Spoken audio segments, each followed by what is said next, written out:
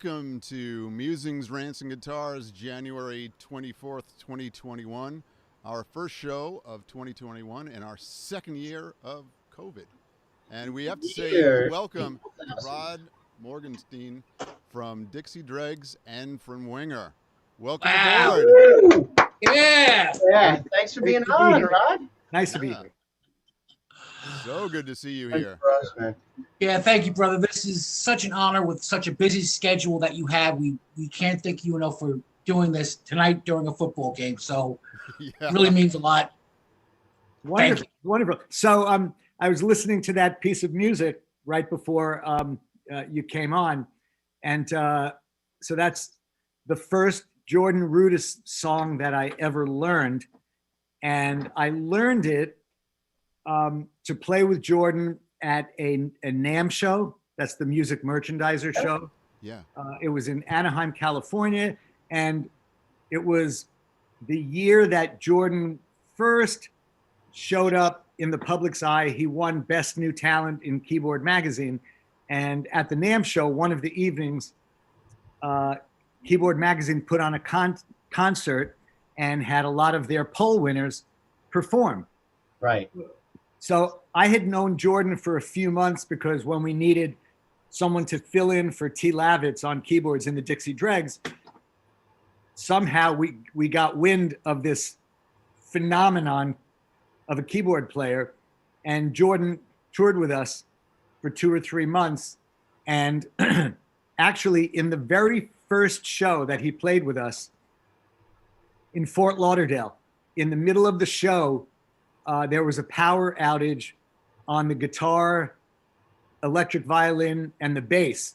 And the only instruments that were still in the PA system were the drums and Jordan's keyboards, because his keyboards were not coming through amps. They were going directly into the PA system. So I looked at Jordan, he looked at me.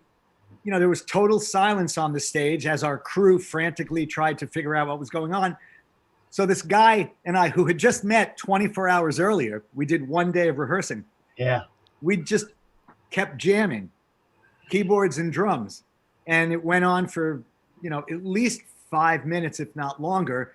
And something magical happened there in that, the power then came back on and the Dregs, we finished our show. But when we got off stage, Jordan and I started talking about how cool it was performing as a duo. And we said, you know what, we need to do something together, just as a power duo.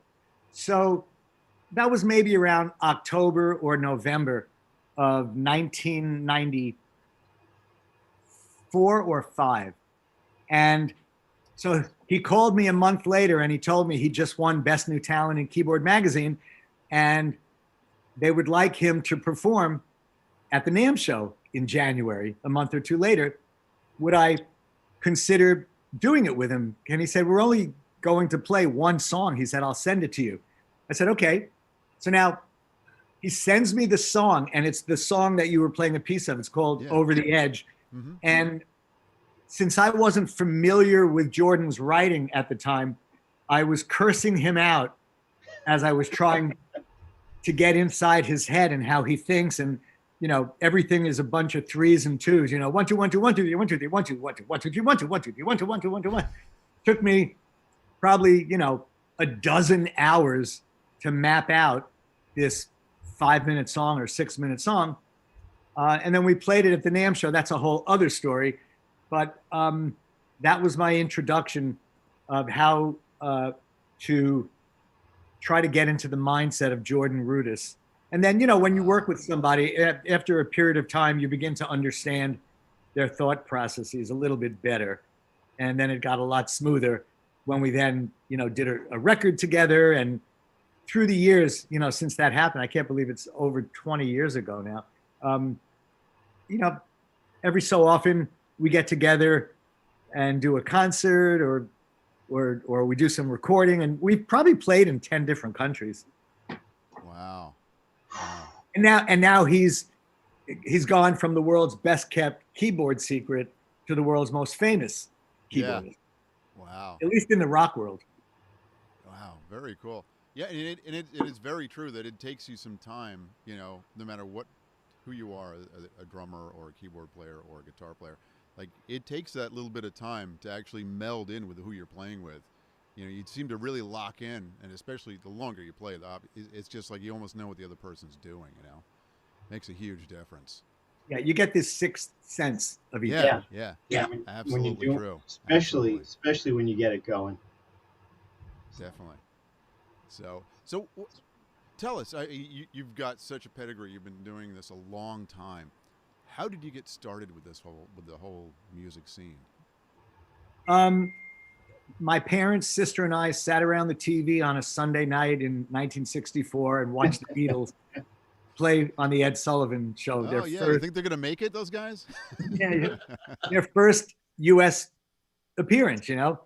And it was in that moment of watching them play that I knew what I wanted to be when I grew up, and I never looked back. So, not long after that, my parents bought me a bass drum and a snare drum, and there was a telescoping rod out of the bass drum that held a 10-inch cymbal. Mm-hmm. So that was what they got me at first, and then when they saw that I kept my interest up, eventually they got me a hi-hat, and then a ride cymbal, then a rack tom, then a floor tom, and a crash cymbal. And you know what? I still have that drum set and my second drum set. That drum set was like lacquer. Mm-hmm. And then my second drum set, Ludwig, and the second drum set, also a Ludwig, is a finish called Psychedelic Red. It's a swirl of red, blue, and green that I got. Maybe I was 13 years old in 1966. And those two drum sets, two 4-piece kits, had been in storage in drum cases for 20 some odd years. And several years ago, I took them out of the cases and all of the foam had disintegrated. It is gone. Yeah. Tiny pieces on the drums. All the hardware had yellowed. And, looking at them, it was heartbreaking. And my first thought was, I guess I just bring them to the curb and trash them. Well, right around the same time, a fellow drummer who is a fan, a guy by the name of Terry Gwynn, had just started, or he had thoughts of starting a company where he does one-of-a-kind works of art with musical instruments. And he started with drums, and he sent me a gift of a floor tom that he lined with photos of me, and then he had a glass top, an oversized glass top with my name engraved in it and lights inside the drum. So if you plug it in, it lights up. It's this beautiful gift. And I guess, right around that same time, I told him about these two drum sets that I was, just pining over because of their condition. And he said, Rod, ship them to me in San Francisco. I will refurbish them, and let's talk about the way you would like to display them in your home. And so I said, hey, how about if I make a wet bar, like a giant, thick, beveled piece of glass, and can you figure out how to suspend all of the 8 drums underneath the table?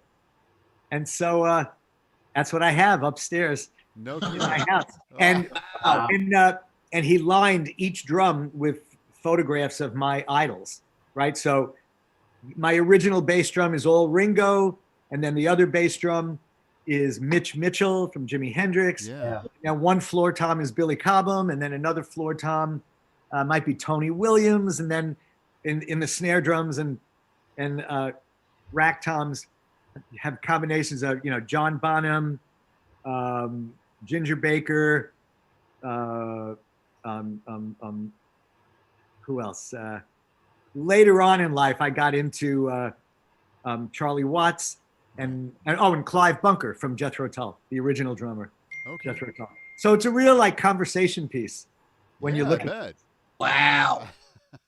Yeah. Very cool. And I still have the 10-inch cymbal. I have that displayed up there too. Do you? Oh, that's awesome. And one of my first drumsticks from the first pair, when I played in 5th grade school band, So you got these giant 3S drumsticks and a drum pad. Yeah, yeah. I have one of the sticks. I've never been able to find the other one. This is really going to be hard to do the one that got away with you in the late. Yeah, you're holding all this stuff. I mean, you're holding it. It never really went away. Yeah. Order.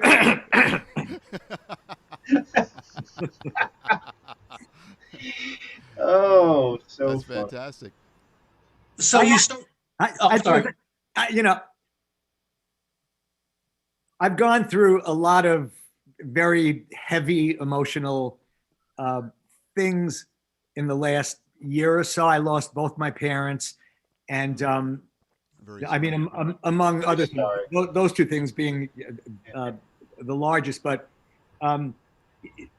when you go through big traumatic kind of experiences, you sometimes also go through a lot of thought processes. And I decided I want to start to do a cleaning out of material things and kind of go a little bit Zen. And so, I realized that maybe every 5 years or so, I go through all the drawers and closets and look at all of the memorabilia that I've collected since I was in college and met the Dixie Dregs. And this summer, I had, I think one of the most prolific vintage drum collectors who took this online college course in rock drumming that I created for Berklee College of Music. Mm-hmm. He drove out here from Pennsylvania with a trailer, like a 12 or 14 foot trailer, pulled from his, I forget what kind of truck. And he left here with it filled to the brim with, drum sets. I mean, 3 huge drum sets, hundreds of drum heads, a lot of like awards that I didn't really, you only have so much space to hang things or put things. Just a list of things. All my plastic laminates from all the tours that I've done. I was like, why am I holding on to all this stuff when years go by? And then I go, yeah, I should really clean things out. You open up a drawer and all the stuff falls out. And it certainly, jars your memory of all the great things that you've done. But it's like, they're just things. And so a lot of these things have kind of been put up for sale over the past few months. Well, you can bring joy to other people with this stuff, right? I mean, it's amazing. Right, you experienced it. You were there. You reviewed the memory, and then you're passing it to people who are just like, "Wow, I love Rod. This is going to make me so happy." And they're going to look at it and just go, "Wow, this is real. This was from you." So there's a lot of cool stuff that goes on with that. Plus, you got to clear out the house. And I've communicated with a lot of the people who have purchased these things. Yeah, and that's it's not like it's going to waste because you're giving stuff that you no longer need because you experienced already to someone that, that stuff means the world to them. So it's kind of getting a second lease on life to these people with the stuff that, isn't going to waste and just sitting around that you're going to throw out. Yeah, well put. And, I just think of myself as a regular guy, right? A hardworking stiff right. Just work. Try to inch along, getting a little better, at what I do. And, sometimes I guess when you've made records and you've toured, and played thousands of concerts, you sometimes tend to forget that you actually move people, you know what I mean? Or bring like some element of joy to their life. So it's also a reminder of that. It's very nice. Yeah. It is. There's a question up on YouTube on the live show. A guy named My Big Boy Toys is asking if you still have any drum sets for sale. Did you sell any of the sets? Yeah, 2 of them are gone. There's only one left right now. And which one is? Somebody just bought the white Signia drum set that the Dregs, that was used when the Dregs played the Jay Leno show. Oh, okay. I forget what year we played on it. But yeah, the kit that's left is a kit that I used in the Dregs, like either in the 90s or the 2000s. It's a purple kit. I should have the information of the website that you go to, but it's a vintage drum website. Okay. So right. The guy who is selling this stuff is one of the biggest vintage collectors and sellers in the country. And I've driven to Pennsylvania and stayed over at his place a couple of times in the past 6 months. And just like, in his lower level of his home, he's probably got, 50 drum sets dating back as far as the 30s and 40s set up. It's like a drum museum. Wow. And the stories behind these drum sets is fascinating. I've never been into collecting drum stuff, Okay. To me, I understand why somebody would collect guitars. You know what I mean? Like you cradle a guitar, like you almost have a love affair with it. With drums, we just beat the hell out of them. Yeah. Hey, love is love. Yeah. And over on Facebook, Jessica Sahara is asking if there's a place that people could get any of this memorabilia that you're trying to get rid of. If there's another site other than drum sets, is what she's asking. There's all kinds of stuff. I mean, clothing that I wore in the Winger years, and everything. Every single item is signed. Laminated. So is there a place you could go to look for this stuff? You know what? I'm gonna email the guy to. Okay. Yeah, give me a sec. So you can keep talking. Take your time. We can always put it up on the link afterwards too, so not a big deal. So I'll see who else is on here. No, I saw Paulie Kraus was on here. He's Paulie, who's a big fan of yours. So Paulie's on. Jessica is on. Frank Tassielli is on. Darlissa is on also. A lot of people in. And Paulie wanted to say Rod is a huge influence on me. So, and Kenji Tajima. That's very nice. Says, so hey, nice. Rod. So, and I just got a couple of messages.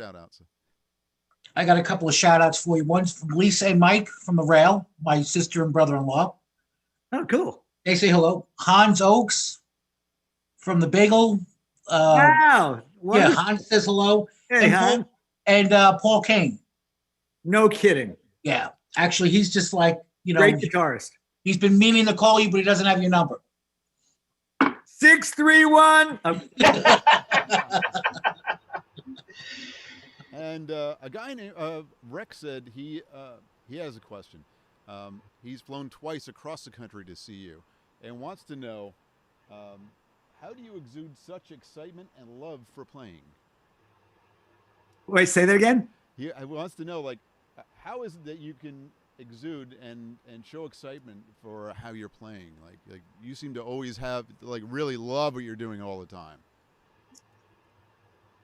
I've been told through the years, I make the craziest faces when I play. But, when you perform, you're not aware of what you're doing. You know what I mean? Unless you take acting classes because you're specifically trying to emote something. I'm not aware of it. And then when I see video footage, it's kind of funny, Right.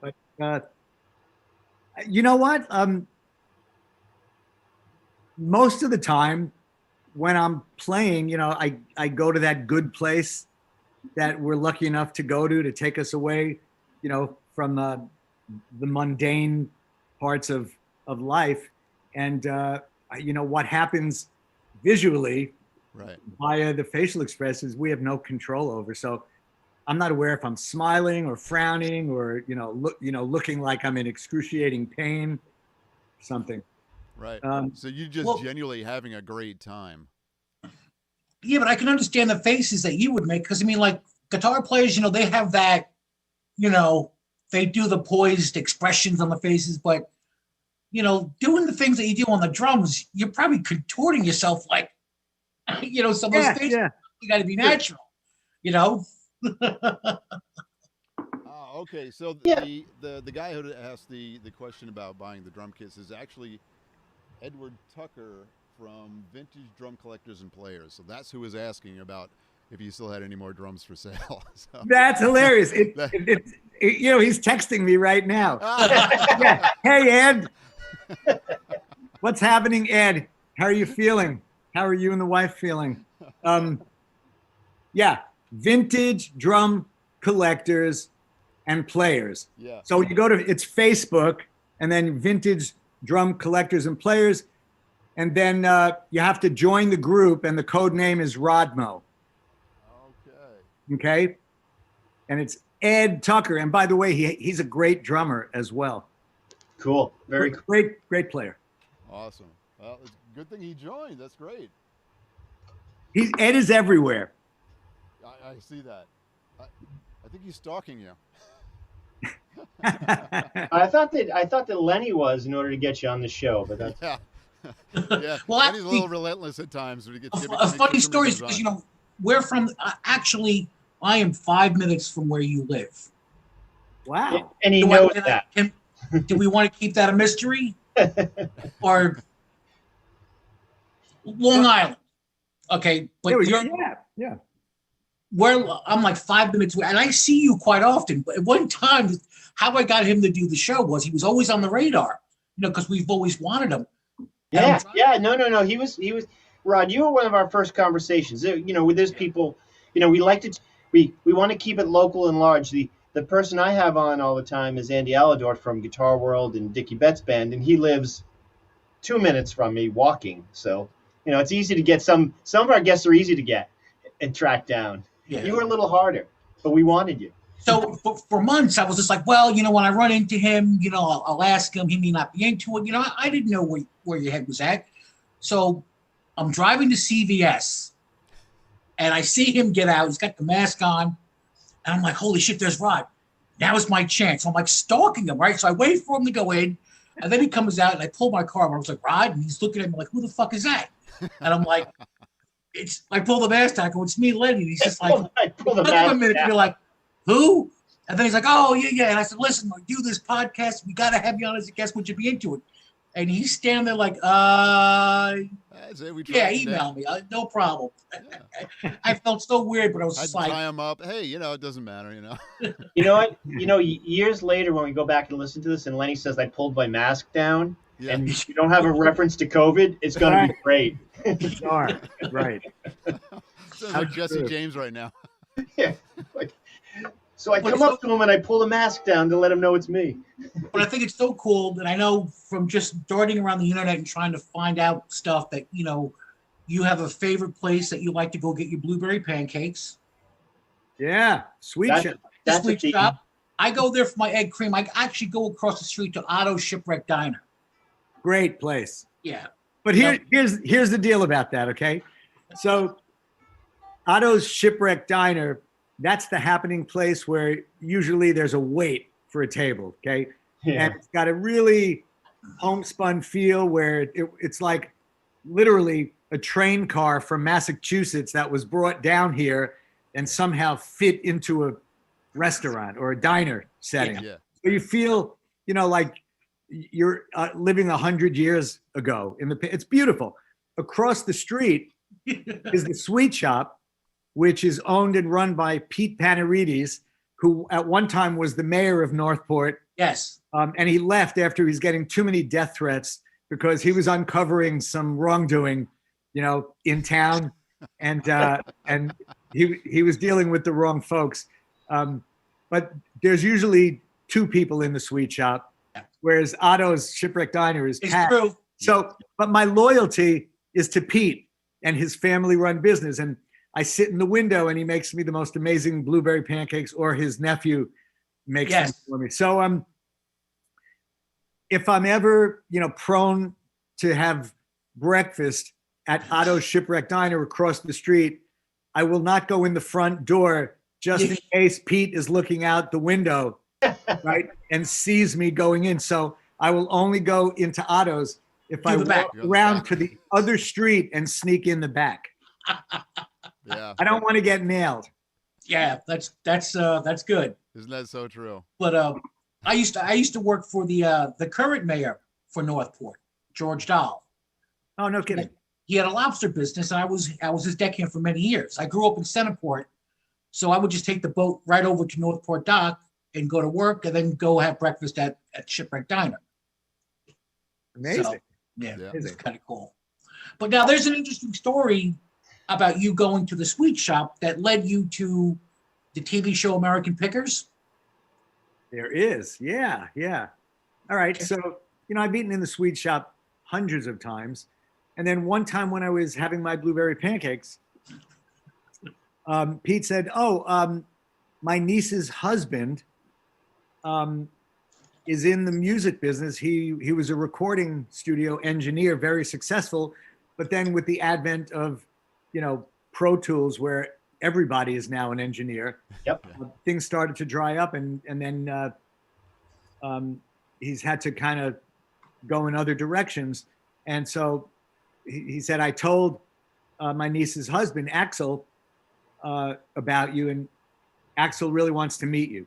So, a few days or weeks later, I met Axel, and he told me he's got some partners, and he's now in the business of trying to place music into, television and film and commercials. Would I be interested in maybe getting involved? And so I said, sure. And then I brought a friend of mine into it. And the two of us wrote a bunch of music that we submitted to Axel for American Pickers. And a lot of it was used. We did this maybe 5 years ago. And then I can't even remember why we stopped writing the music. I think it's because my friend left town. He moved upstate New York. And since I'm like the only person left in the music business that doesn't know how to record, I'm reliant on partnering up. So that was the end of doing the music on a regular basis. But it was so much fun because, I make my living mostly hitting drums, but I was a pianist before I played the drums. And so, I also, went to school and have a bachelor's degree in music. So I know all about theory and, Right. Studied jazz piano and all that kind of stuff.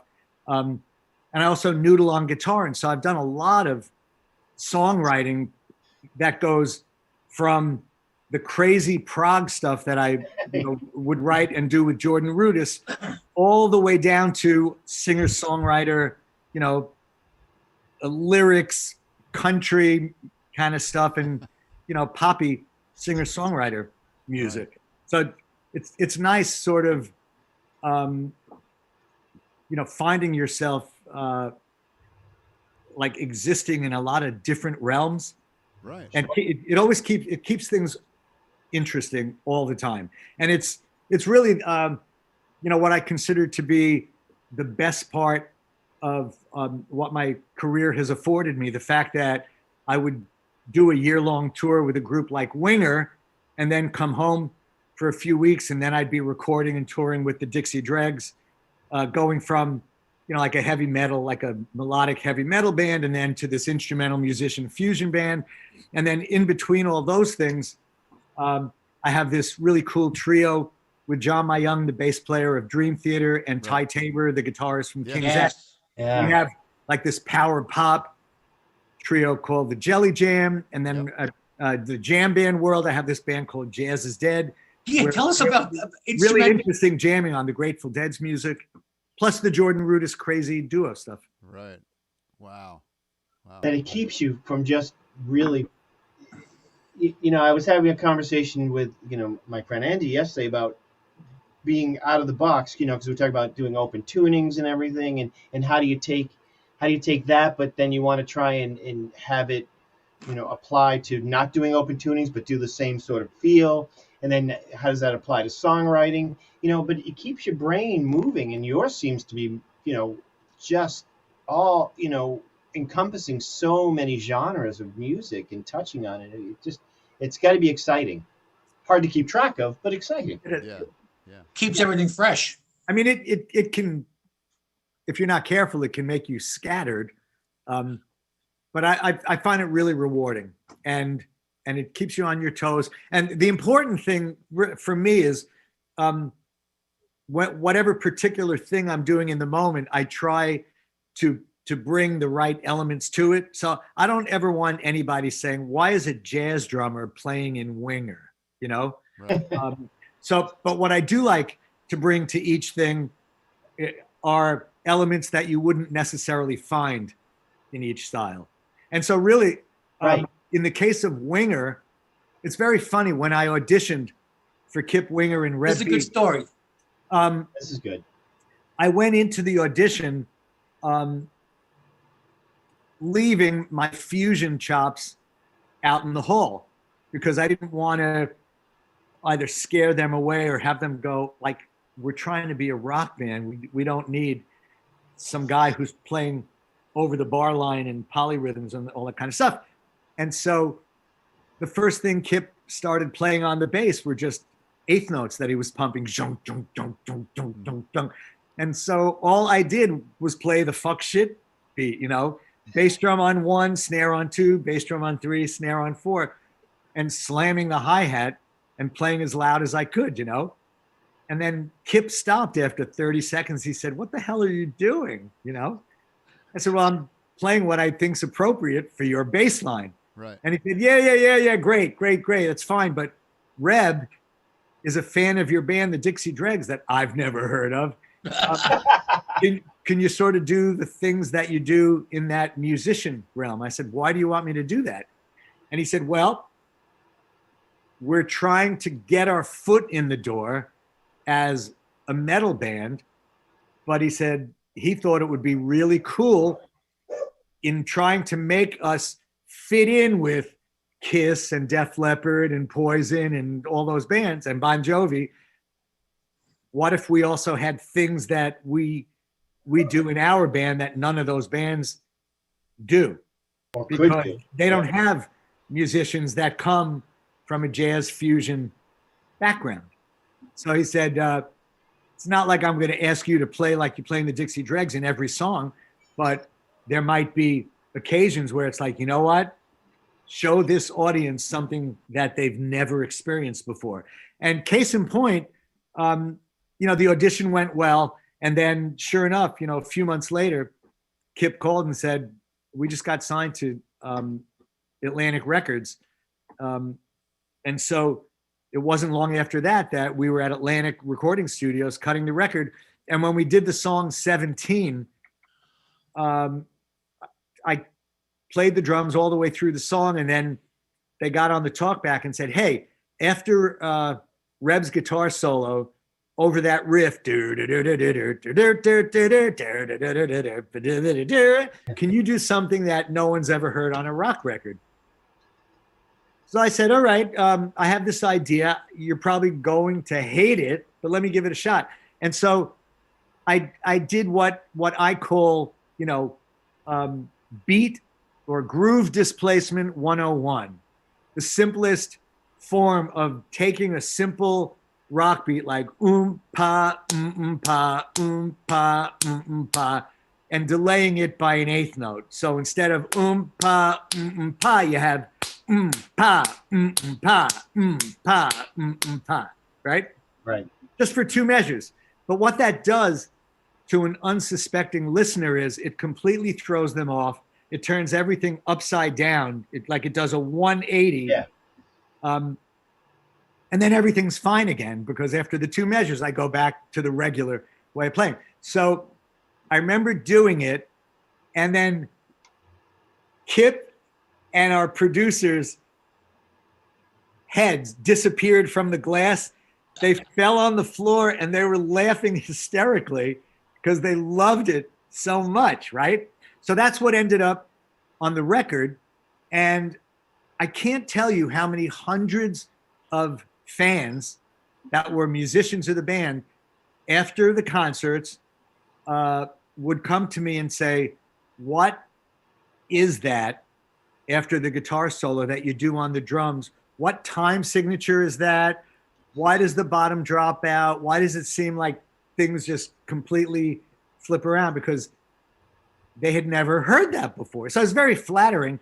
And so I would start rattling off drummers' names. I'd say, well, you know, Steve Smith, Vinnie Colaiuta, Simon Phillips, Dave Weckl, blah, blah, blah. And not one drummer was recognizable to anyone of these hundreds and hundreds and hundreds of fans. So I was in a completely new world. The fans of Winger thought this was my first band. They never heard of the Dixie Dregs. Right. Right? It's a whole different experience.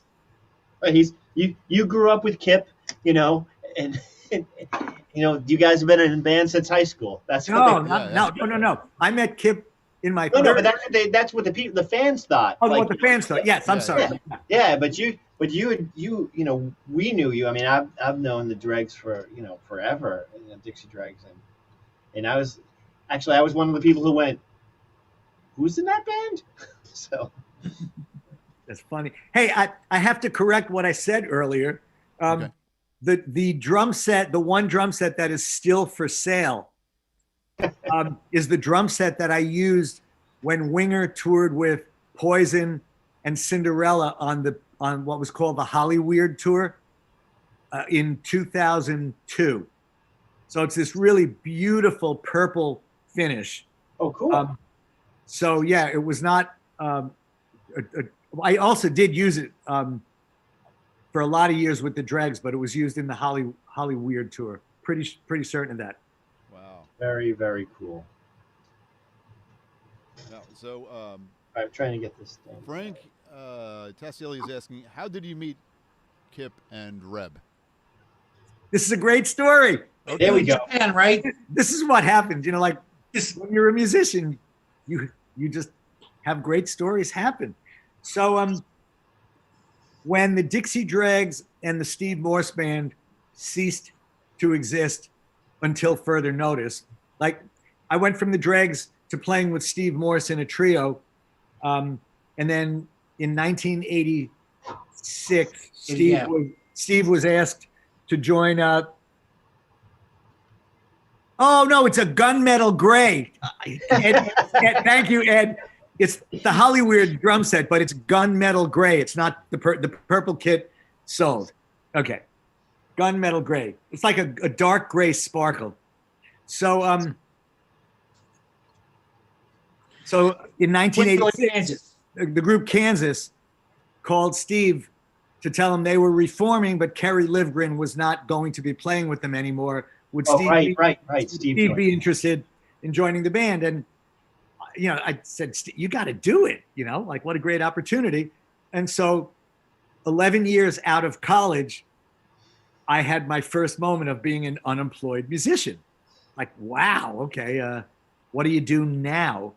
And so I had this quick stint where I could maybe tell this story later, but I ended up moving to Germany to play with this band Zeno, right, that Lenny mentioned before. And then when that kind of came to a fairly abrupt ending, I flew back to Atlanta and, talked with my wife, Michelle, and said, like, I don't know what to do. Like, do we just stay in Atlanta? Or is it time, for me to kind of check out New York, Nashville, or LA? So she stayed in our home in Atlanta while I just moved into New York City. My friend Danny Gottlieb, great jazz drummer, the original Pat Metheny drummer. Yeah. He was leaving town to go on tour with John McLaughlin. And he said, Rod, you can have my apartment on 23rd and 9th Street. I'll be back in a month or two. So for the first time in my life, I found myself like living in a one-room home. I didn't know people lived in one room. It's like, well, for $3 million, you could live in this little shithole one-room. We're well aware of that. So, okay, so here I was, unemployed musician, New York City, just pounding the pavement, walking around and I wasn't in a good frame of mind. I was kind of depressed, It's like you have 11 years where it's just on the up and up, feeling good about yourself, right? And then all of a sudden, everything ends. You start questioning, who you are. And so I had a lot of interesting experiences, and one of them led me to meeting someone that worked at a Japanese management company. And the biggest act that they managed at the time, this is 1986, was an artist, a new age artist by the name of Kitaro. Yeah. right? Yeah. He was big. He was For big. the new age. Right. Now, Huge. so they asked me if I would be interested in playing drums on the upcoming Kitaro US tour, playing like Beacon Theater or Radio City Music Hall. So like, I didn't tell them I was unemployed and like really like on the down and low, down and out. So the guy who ran that management company said, hey, come up to our offices, next week. So when I went up the following week and sat down with him, he said, look, I feel really badly. Kitaro stopped in LA on his way to New York, and he decided to just hire all LA based musicians. So the tour is not available, but we will keep you in mind for any future things where we need a drummer. So I said, okay. And as he was leading me out of the office, I thought I was the only person there. I heard what turned out to be Madeline, the demo, which is much slower than how it was played on the album. So I said, oh, I didn't know anybody else is here. And he said, oh, there's a couple of musicians that are using our 8-track machine to do demos. We're trying to help them get a record deal. They keep getting rejected by every label in New York, but they're relentless. They won't stop. So blah, blah. Would you like to meet them? So I said, sure. He opens the door. It's Kip Winger and Reb Beach. So, if you don't know Kip, he can come off having a very blasé attitude. Like he'll go, hey, how's it going? How are you? So Reb was starstruck because the Dixie Dregs were one of his favorite bands, and Steve Morse was one of his favorite guitarists, right? Yeah. So he's freaking out, and Kip is like, Reb, you're like a girl. Like, what's going on? He said, Kip, you don't know who this guy is. He's blah blah blah blah. And Kip's like, hi, I don't know who you are. Nice to meet you. And so it was from that that I got the audition for the band, because Kip said, look, come hell or high water, we are going to get a record deal. He said, I have a list of the 20 some odd New York drummers that go to every cattle call audition. If you like, I'll stick you on the list. I said, yeah, please do. He said, you know what? Better yet, Reb is so excited now. You want to get together next week to jam? So I said, sure. And then I did that audition, right? Where he pumped the 8th notes, and I just went, yeah, boom, pa, yeah. And then the rest of the story. Yeah. So that's how I met them. So, for any aspiring musicians who are watching this, you will discover 10 years from now, 20 years from now, 30 years from now, when you look back on your life and say to yourself, how did I get here? There will be a handful of events that took place in your life that are the reason you are where you are. Had I not happened to be wherever I was rehearsing that some guy from a Japanese management company was, and it just happened that they needed a drummer for a Kitaro tour, I wouldn't have been up in their offices on the day that Kip Winger and Reb Beach were doing demos on an 8-track machine. Those are the kind of stories that careers are made of. It's like, right. you don't know every day when you leave your house or apartment, what door is going to open. Yeah. And so, I find it fascinating. So I've had 5 some odd experiences like that I always go back to when I'm retracing how I got here. Right. That's really cool. Really cool to hear. Wow. That is so now, is Winger still active? I mean, we will be recording a new record very soon. 10 songs have been written. In fact, Kip I just spoke to him a few days ago where he said, what's the best way for me to send you the music to start learning it? We have concerts that, starting to fill up April, May, June, July, August, September, October. Whether they will happen or not, we don't know yet. Some of them are shows from last year that were rebooked. They might have to be pushed back, when we get to March. Yeah. But right now, like the first show is in Corbin, Kentucky, sometime in April. Wow. Yeah, we have a couple questions. Jessica is asking, are you still teaching now with, the COVID thing going on? Yeah, I teach online. Okay. Like I said earlier, I created a course for Berklee College of Music's online division. So it's a 3-credit college course if you want to take it for credit, or you don't have to take it for credit. And it's called Rock Drums. And it's a 12-week intensive course where, you're on your own for most of the time, to be reading through and listening to all the musical examples and answering a discussion question and submitting performance videos. And then once a week, we meet for an hour for what's called a live class, which is a ton of fun. It's amazing because, I'll be like, we're doing this, and here, like I'm looking at you 3 guys up at the top of the screen. When I'm doing the class, I'll see a student from China and someone from Switzerland and someone from the Philippines and someone from Pittsburgh. That's so cool, isn't it? Someone from Mexico. It's amazing. So wild, yeah. And this is featured on the Berklee School of Music website. Berklee College of Music. I'm sorry. When I was first hired to teach there, I remember I was standing with the chairman of my department, and like someone said whatever, and I said, "Yeah, Berklee School of Music." He said, "It is a college." Like they take it personally. Now you were up until recently, I'm assuming you were a professor of percussion for many years. Yes, and I did 20 years.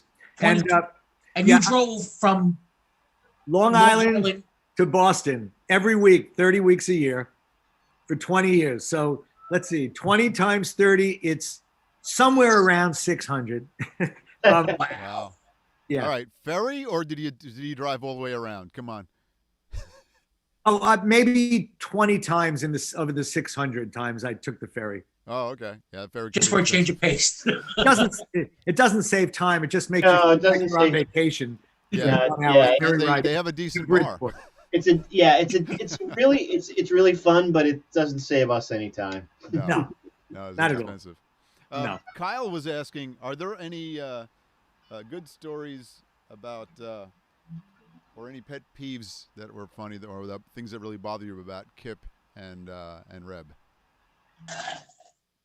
There's absolutely nothing that bothers me. In fact, when I see shows on the calendar, and then when it comes time to like boarding the flight to meet the guys, I get like a pins and needles exciting feeling, because we're all very, very close. We're, like best friends.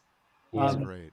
And when we get to this band in particular, when we get together, you revert to childhood.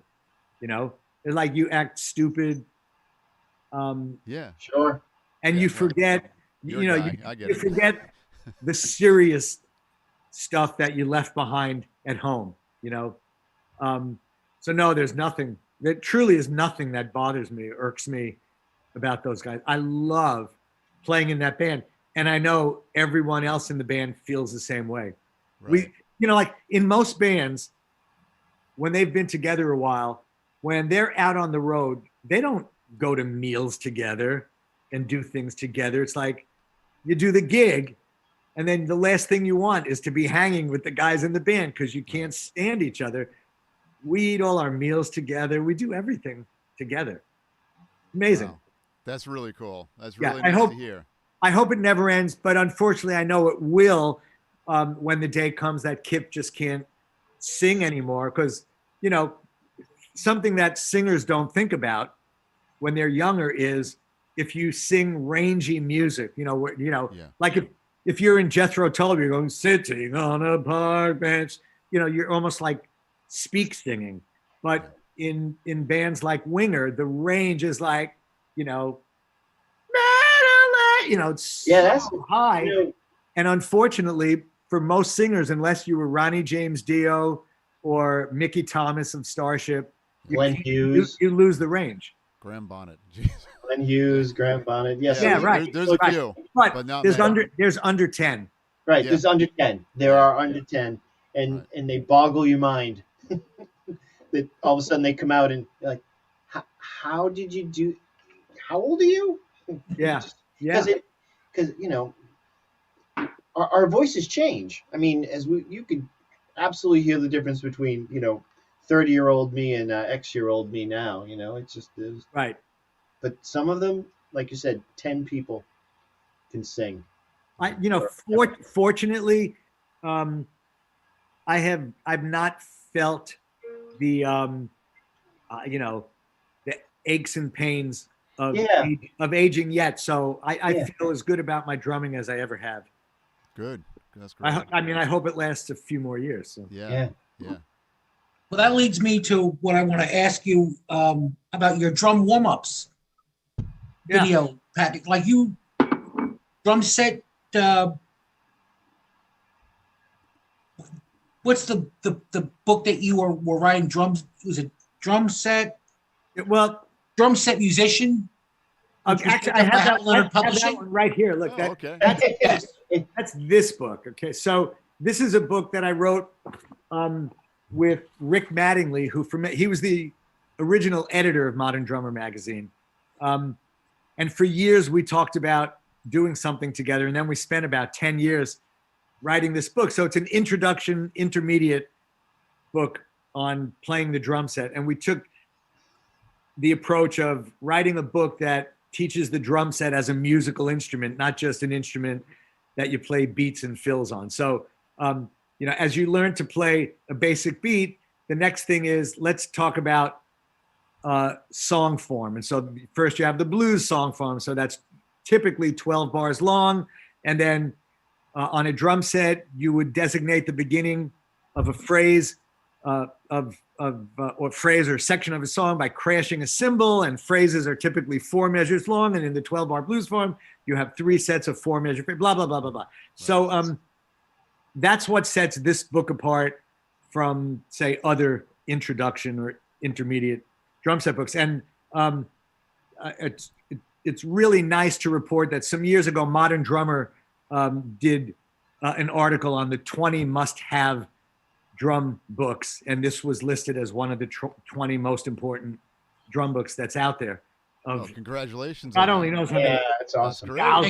And congratulations for being 5-time winner of Progressive Drum Awards for Modern Drummer. Yeah, thank you. So what's really funny about that is 20 years ago, might even be longer, I was playing at a drum festival in Florida, and Ted Reed, the man who wrote Syncopation, was in a wheelchair in his 90s. He was at this festival, and so I was so excited to meet him and chat with him. And because I had studied in his book when I took lessons as a teenager with a local big band teacher by the name of Howie Mann, who taught out of his home in Hicksville, New York. So Syncopation came up, his book Syncopation, and he said, it was very funny. I wrote the book in the early 60s, and I brought a manuscript of it to some of my buddies' house one night, and they all laughed at me saying, yeah, right, that's what the drum world needs, another drum book. So we're going back, 60 years now. So he said he was so embarrassed, he just sort of threw it, in a drawer in his house and forgot about it. And then some months later, he said, I wrote the damn thing. I may as well get it published. And so when I met him 20 years ago, he said, I'm glad I did, because it consistently sells 30,000 copies a year, right? And so I did the math, based on the price of the book, and then said, wow, he became a millionaire from writing the book that his buddies were laughing at him about, right? Showed them. Yeah. Very amazing. cool. That's very cool. And to get to meet him too. Oh yeah, it was wonderful. Wonderful. The other book that I think you were talking about is a book called Drum Set Warm-Ups. Yes. And so there have been not even a handful, but like probably 3 things where you ever have a moment like an epiphany. Wait, let me just, what is he writing? You have an epiphany where you like have a thought about something that doesn't exist and you can't believe, am I the first person in the world that's thinking about this? Right. So one day, 20 years ago, I sat down to practice. And so sometimes the first thing I do is sit down at a drum pad and I'll run through some rudiments and maybe read something out of a snare drum book because I love to read. My drum set is like 3 feet in front of me, right? So I'm hitting this piece of rubber that's glued to the wood, and I'm looking at the instrument that I play, and I'm looking at this thing that I'm hitting, and the light bulb went off. I said to myself, what does a sax player do when they say, "Oh, let me practice"? Do they pick up a kazoo to warm up on before they pick up their saxophone to play? Or does a piano player look at their piano and go, "It's a good thing I have a desk over here so I can move my fingers on the desk"? No, everybody warms up on the instrument that they play. Like a guitarist, are you going to put your guitar down and go, "Where's that piece of 2x4"? So it's driving. Driving. I'm like, okay, I got my steering wheel. Let me just sit here and do this. But yeah, it's right. Well, I mean, my drum set was right there. Right, exactly. It's right. So the light bulb went up. Like, why am I warming up on a piece of rubber when the instrument that I play is right here? So like a swimmer would be just like standing there going, you know what? Yeah, maybe if I was in the pool, it would do me more good. So, look, I understand that drumming starts with correct form, right? And holding the sticks and the wrists and not playing with tension. But there's no way that doing this takes the place of doing this, and your feet aren't moving when you're warming up on the drum pad. So I had this glorious moment, of thinking, I'm going to be the first person to write a warm-up book, a book of scales and arpeggios for the drum set, because nobody has done it. And so I'm glad, like I was the first to the party in doing it. Wow. Very cool. Yeah. And the thing is, the exercises that are in this book, just like they are in guitar books and piano books and every other instrument's books of scales and arpeggios, they're not songs and they're not riffs, right? So you don't warm up on guitar by picking up your guitar and going, all right, no, you sit down, you go, yes, I do.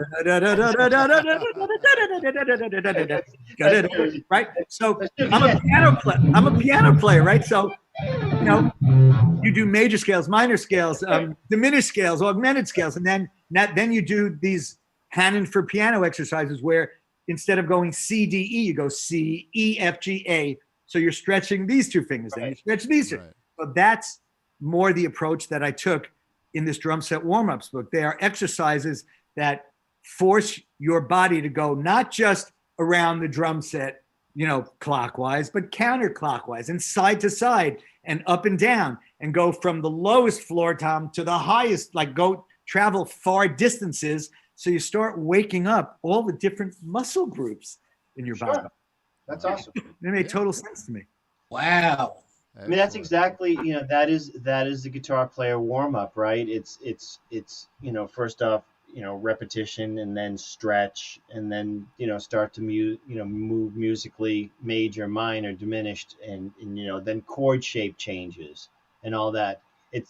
But I do like starting with Smoke on the Water, though. I gotta have to say. But Tommy, I've seen you play. I know you used to start out with a 6-pack before anything else. That's true. It was. It was the crushing of the cans was my warm up. It was like yes, next.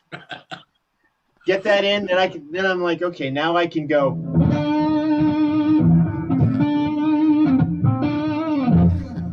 So Rod, where can people find this warm-up book? And will there be a video to go along with it, or is it just going to be a book? Yeah, there's no video with the drum set warm-ups, but with Drum Set Musician, there are, I think 18 play-along tracks. Oh, cool. Now that you would had to have been one of the hardest things and longest things you had to deal with, right? Because you just put in like so many crazy hours in developing the video for the book, right? No, audio. There's not video. There's probably 10 hours or more of video in the online course. Oh, that's right. That course sucked more life out of me than anything I've ever done in my life, because I know what's involved in writing a drum instructional book, but writing a course, it's not even writing a course, creating a course, it involves like you're writing, say, a 300-page book, but you're doing 10 hours of movies, and then you're having to listen to, say, 10,000 songs to cull the 30 perfect segments of specific drum patterns that you're looking for to illustrate the concepts, ideas, and approaches that you're trying to, present to the students. And then having to create, 24 pieces of music as play-along tracks for the assignments and specific questions that students have to answer. I remember when it was presented to me, they said, look, we'd really like you to create a course in rock drumming, and you just have to understand, though, start to finish, it'll probably take you about 400 hours of your time. And so 1,500 hours later, when I was wrapping things up, I was throwing darts, at the face of the person who told me 400 hours. Wow. So I have to tell you like a horror story connected with that. So, all right, so you put together like a multimedia course, right? So it has page after page after page of copy that you're writing, that you have to edit and then proofread and reproofread, and then find out of the 10,000 pieces of music, like a 1, 2, 4, 8 measured drum thing that then you're going to scribble out and then have somebody transcribe for you in Finale, and then you have to proof it, and then you make all the corrections and go back and forth, and then script out 10 hours of video, and then as you're demonstrating each thing, you then have to watch it to make sure that every single note that you're playing is 100% accurate, and then come to realize that the people who are assembling it up in Boston are not drummers. So when I'm on a video going, okay, so now here's the drum groove to Back in Black, and now they start playing the drum groove to Smoke on the Water because they don't know what the drum beat to Back in Black is. They just, hear a drum beat. I was literally tearing my hair out. So about 7 years into the course being up and running, Hal Leonard contacted me and Rick Mattingly, who I wrote the Drum Set Musician with, which is a book that's part of the course. And they said, hey, guys, we'd like to do the 20-year, second edition of the Drum Set Musician. So would you guys rewrite the book? Rod, could you maybe add a few more play-along tracks with the charts and, go page to page to page, get rid of certain things that don't really apply 20 years later, and if there are things that you think are more appropriate, put them in. So Rick and I spent a year re-editing, this 70 some odd page book, and it became an 80 some odd page. Well, let me see how many pages there are in the new, if this is the new edition. Yes, this is the new edition. It is now 87 pages, right? It was probably 77 pages. Okay, so the book is completed. I get my copy in the mail. It's like, oh, my baby. Yes, another accomplishment. One night, I awakened in the middle of the night in cold or hot sweats because the realization of the fact that God only knows how many examples in this book don't correspond to what I'm saying in my drum course, right? So when I say on page 73, example 4B is this, it's now on page 78 and it's 7A. I panicked. So I had to start at the beginning of this 12 weeks of hundreds and move pages. everything. Wow. And I found like 100 some odd discrepancies that I then had to communicate to whoever up in Boston to have them make corrections. And then they send me the correction, and then I have to proof their correction to see if it's correct. And half the time it wasn't correct. It was insanity. Oh, jeez. And so, so there are parts of the course where, there's like an asterisk where it says, at 2 minutes and 12 seconds, when Rod says example 4 on blah, blah, blah, in the second edition of the drum set musician, it is blah, blah, blah, blah, blah, blah, blah. Yeah. Holy smokes. It was insane. That's the amount of work is. They could find these books and these workouts on your webpage. Not on my, I guess you go to Amazon or. Oh, okay. Yeah, wherever they sell drum books. Mm-hmm. And they're available a lot of places. Okay. So I want to go back to the beginning because we didn't really touch on anything up with the Dixie Dregs. Did you grow up on Long Island, or did you? Yes. Right. Your first gig. Plainview. Yeah, your first gig was at 13 in Plainview at a party. I was about 13 years old. Yeah, we got our first gig, and I can't remember what the name of our band is. We might have been called the Modest. And we were terrible. And I remember coming home, and my parents were out, and I wrote them a note about how terrible we were, and how we didn't deserve the $5 that we were paid for the gig. I have that note framed and hanging in my house here. Do you? Wow. They only still pay $5 anyway, so whatever, where it says we really stunk. So now you were like one of the founding members of the Dixie Dregs, you and Steve Morse. How did that come together from the beginning? In case for people that don't know, I mean, I know a lot of people. Yeah, I'm not a founding member because Steve and Andy West, the bass player, their families moved from the Northeast to Augusta, Georgia, when they were each in like 11th grade or something. And they found each other somehow. Like they found out they were both musicians, and they put a band together called Dixie Grit in Augusta, Georgia. So, probably around 1970 or 70. Yeah, something like that. Yeah. And then when that band broke up, Steve and Andy looked at each other and said, I guess, we're the remains of Dixie Grit. We're the dregs of Grit. Oh, okay. So that's right. So they found another local drummer and keyboard player, and they became the Dixie Dregs. And then a year or two later, they came down to the University of Miami in Florida to go to college. And then it was right around that time that I was coming down from Long Island. I had done 2 years at Nassau Community College as a music student. And so now I was down there. And I wasn't so sure if I wanted to be a drummer because I was always fascinated by the piano. And so even though my audition tape got me in as a drummer, I worked it out where they let me major in jazz piano. So I was studying with the jazz piano teacher, and I was taking improvisation classes on piano.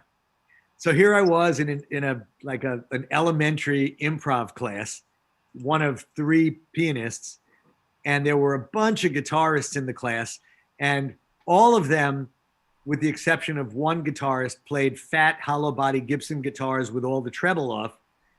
And there was one guy that played this beat up Fender Telecaster with 4 pickups and a Stratocaster neck and Gibson frets. And he had long blonde hair. And the teacher was always yelling at him because he had twangy sound. And his scales were not bebop scales, you know? So that, you know, was Steve Morse. Now I was admiring him from the other side of the room as I would sit at the piano. And one day, several weeks into the class, Steve came over to me and said, "Hey, somebody told me you're a drummer." And I said, "Well, yeah, I'm actually more of a drummer than a piano player." And he said, "Look, you know, my band's drummer just hurt his arm. He's a surfer. Could you fill in for him?"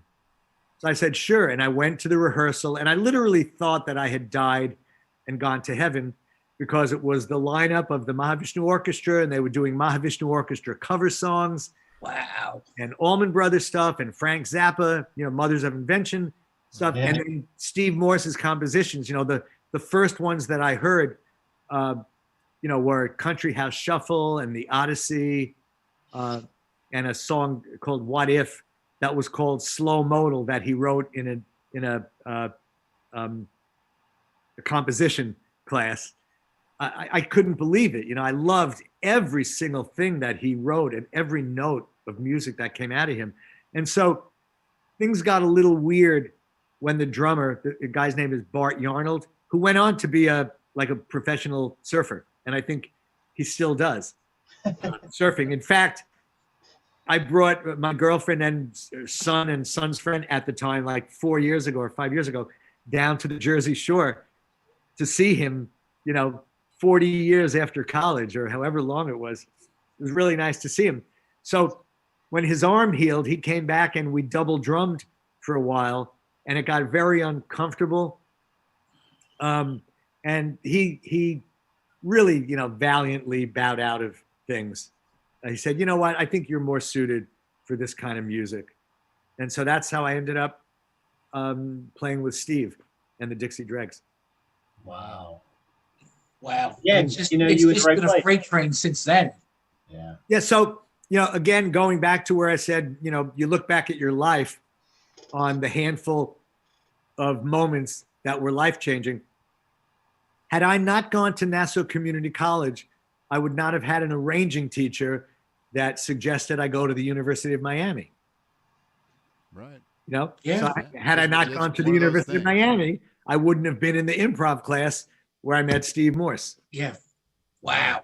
Wow. Yeah. Very cool. Very cool. So how did you hook up with Ty Tabor? 20 years ago, John Myung, Dream Theater's bass player, called me up and said, you know, he had this idea of just putting together a group of musicians from different bands. Would I like to do something with him? I said, of course I would, you know. Right. And I didn't even know it. Like, he lived like almost down the block from me, just the next town Yeah, over. he's a Right. local guy At the for town- us. yeah. at the time. Yeah. And so we put together this band called Platypus. Mm. So it was me and John, and then Derek Sherinian, who was the keyboard player in Dream Theater at the time, and Ty Tabor from King's X. Yeah. So they all came to my house. That's where we rehearsed for a week or 10 days, and like somehow music comes together, you know. And the next thing, there we were, you know, up in Poughkeepsie, New York, in this really cool recording studio that had living quarters. And so for the next, you know, week or two, we cut drums, bass, and keyboard tracks. And then Ty took everything back to his home and did his guitars and vocals and mixed the thing. And so we did 2 Platypus records. And then Derek left the band, and we decided to just forge on as a trio and change the name to the Jelly Jam. And some of the music is spectacular. Right. Really, really amazing. Yeah, And I know. I've caught that.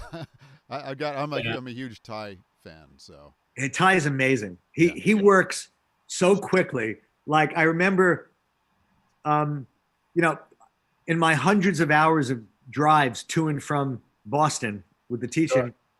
I would sometimes set the cruise control on my car and just start tapping on the steering wheel, and now my feet are available. And I said, you know, it'd be really cool to just come up with a drum groove or two that could be the jumping off point to create a song. Instead of the song starting, say, with a guitar riff or a hook or a lyric, how about letting a one-of-a-kind drum groove be the thing, be that element? And so when we did, I think it was the first Jelly Jam record, so John and Ty were at my house, and I said, hey guys, what do you think of this? And so I played this groove that kind of goes 2, 3, 4. A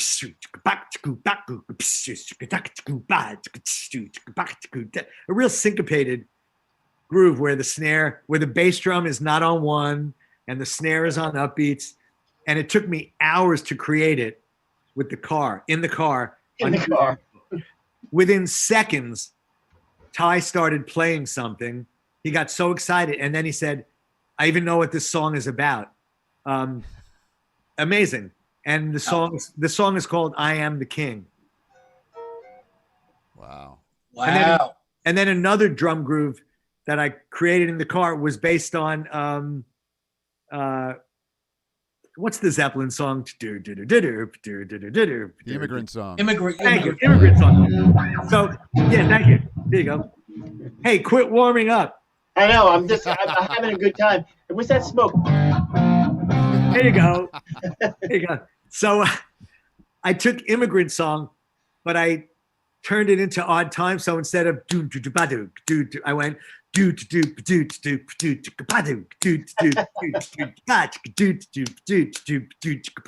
it was a measure of 5 and a measure of 4. And so I just started playing it, and then there was Ty again, just a riff within seconds. Locked into that. Wow. Totally. And that song is I Can't Help You. Yeah, so if you can find those songs, I Am the King and I Can't Help You. Those were based on underrated player, and he's humble. Totally. Nice guy. Such a nice guy, He's lovely. Yeah. And King's X is such a great band. Oh, last year, February will be a year ago that Winger played on the Monsters of Rock cruise. And King's X was on that cruise. And so it was so great watching them play. Yeah. For anyone who has not been on a Monsters of Rock cruise, you have to do it. Just imagine one of these enormous cruise ships with, 15 stories with music going 18 hours a day in any number of venues with 40 to 45 bands on the cruise. And every band plays 2 shows over a 5-day period. It's 5 days where, like, if you're a fan of these bands, it's like tons of the late 80s, early 90s bands, like all just hanging out on a cruise ship with 3,000 fans. Oh God. It's insane. Totally insane. And you're slated to play the next one, which is coming up in May. Right? They're not doing it on a cruise ship. They're doing it in the Dominican Republic at a resort. And Alice Cooper is the superstar, marquee name, and then the headliner, and then a bunch of our bands. Mm-hmm. Yeah, and all those bands are fantastic. I hope it happens. We'll see. Yeah, we'll see. I hope that so. would be fantastic. Yeah, fantastic, great. So, hey, listen, we got to ask, because we asking this in everyone. Do you have any Spinal Tap moments?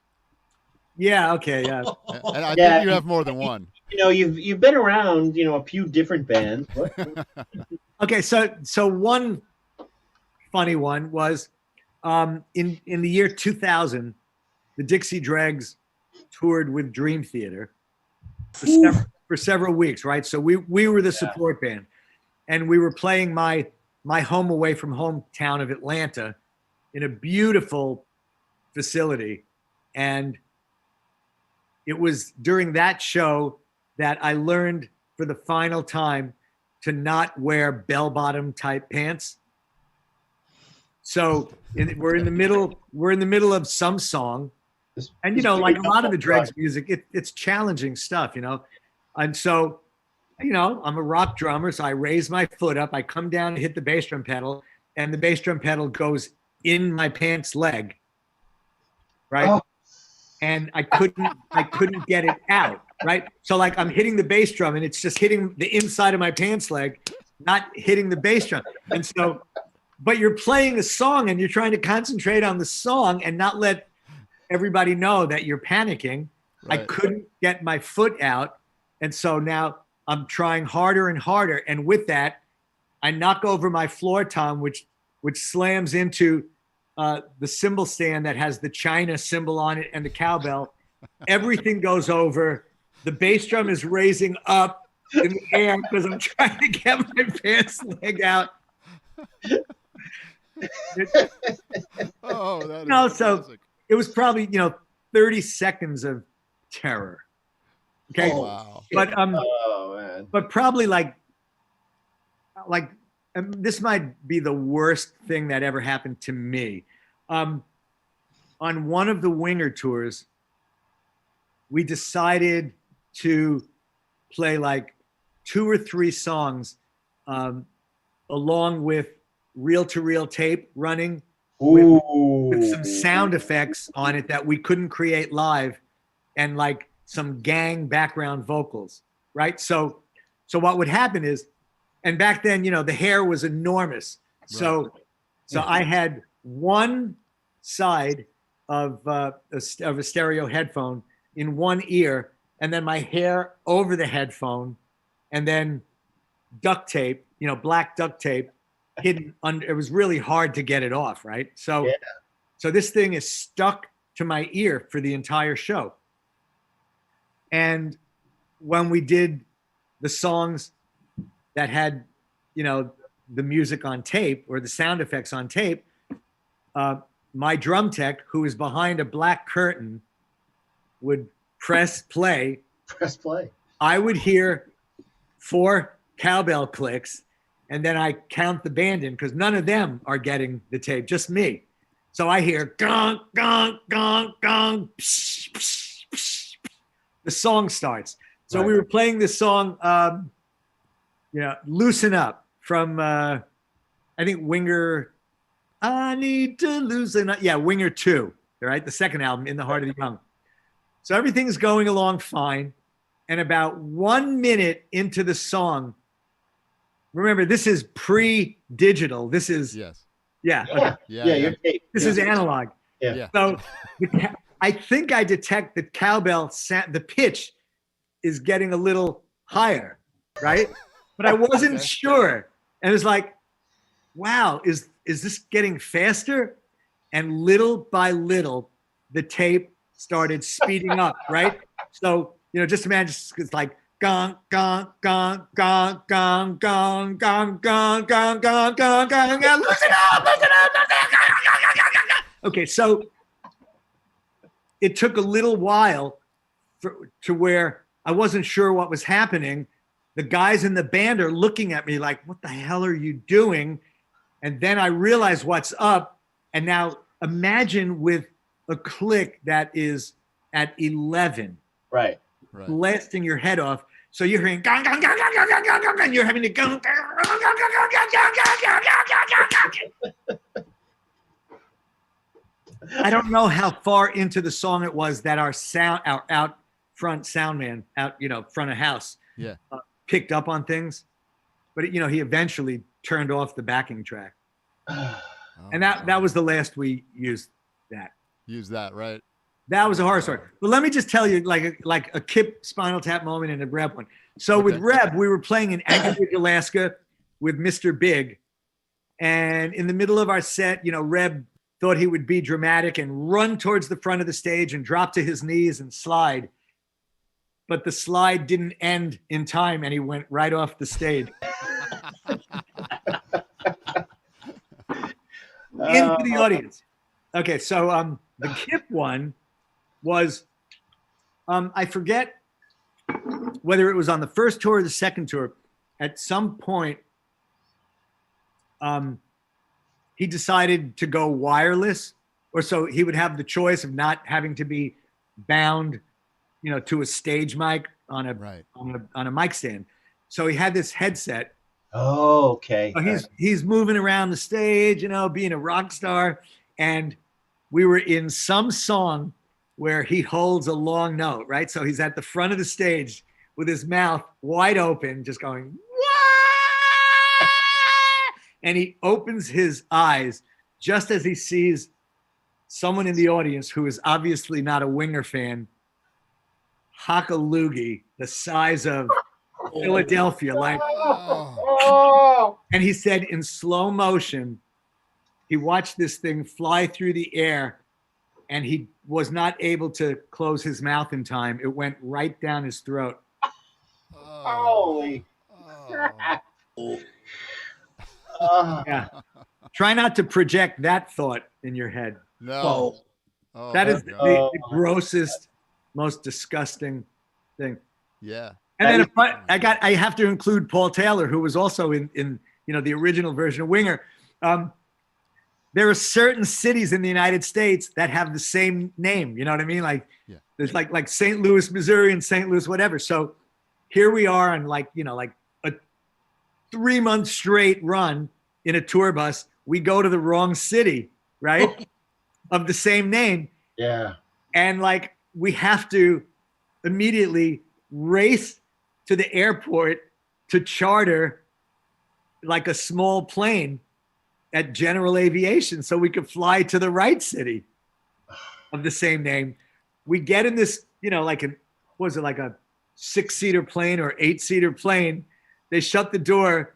We taxi out. We're airborne, and there's a bee in the cockpit. No. And Paul Taylor is petrified of bees. And like what ensued in there until we were able to kill the bee was a nightmare. Oh, I can't. That's dangerous. Holy shit. That's got to be terrifying. Yeah. Yeah. Oh my God. That is nuts.